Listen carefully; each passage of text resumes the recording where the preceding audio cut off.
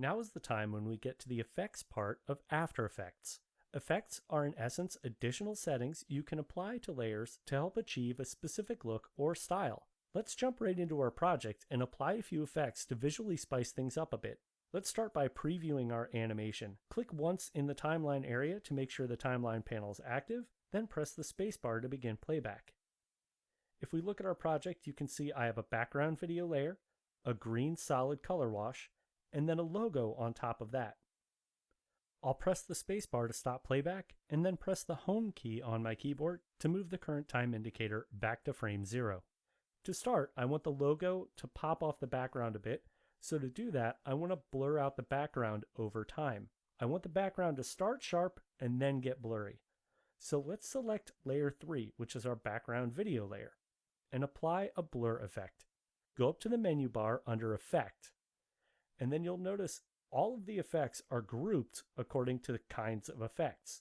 Since we want to apply a blur, let's go to Blur and Sharpen, then choose Fast Box Blur. Notice the Effect Controls panel popped up. If you need to see the project panel, you can just click on the double arrows here and go back to the project panel. Then if you want to bring Effect Controls back, just click on the words Effect Controls and that'll bring that panel forward. Since my current time indicator is on frame 0, let's add a keyframe for the blur radius set to 0. We can do that here in the Effect Controls panel just by clicking the stopwatch to the left of the words Blur Radius. Let's move 2 seconds down the timeline. Now I'm not sure exactly how blurry I want this to be, so I'll go back up to my Effect Controls panel and scrub on the Blur Radius parameter just by clicking and dragging to the right. I really like how this pops with the setting close to 50. Now I know you're thinking, well, where are my keyframes? I've been applying them and I don't see them in the timeline. To reveal any animated properties on a layer, just make sure that layer is selected and then press the U key, and that will show you the animated parameters. Click on the current time indicator and drag back and forth to preview what this is doing. And you'll notice now we've added a nice blur that happens over 2 seconds. As the background layer starts to blur at about 1 second in, this is when I want the logo to actually start to appear. Now to animate the logo, I want to use an effect called the Tyler effect. So I'm going to select layer 1, and since I know the name of the effect I'd like to apply, I'll go to the Effects and Presets panel here on the right side of the interface. Click once in the search field, and then type the word Tyler. The Distort filter CC Tyler pops up.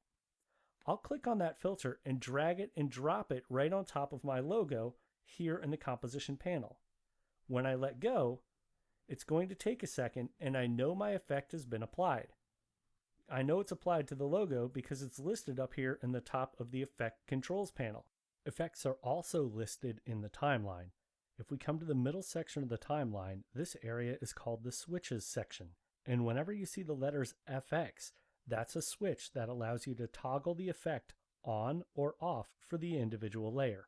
Now let's check out the CC Tyler effect and see if we can make this logo animation pop a little bit. On the Scale parameter in the Effect Controls panel, click and drag to the left to scrub that parameter down to a setting of 0.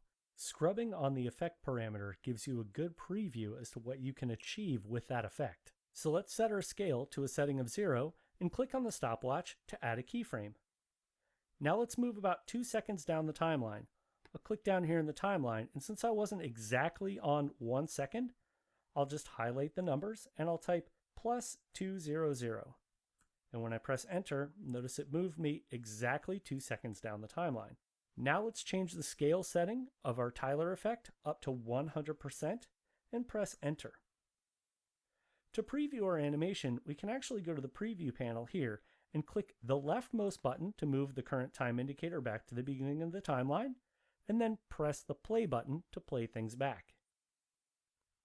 By applying effects, we've definitely spiced things up a bit. So if you know what effect you're going to apply, you can always search for the effect by name in the Effects and Presets panel.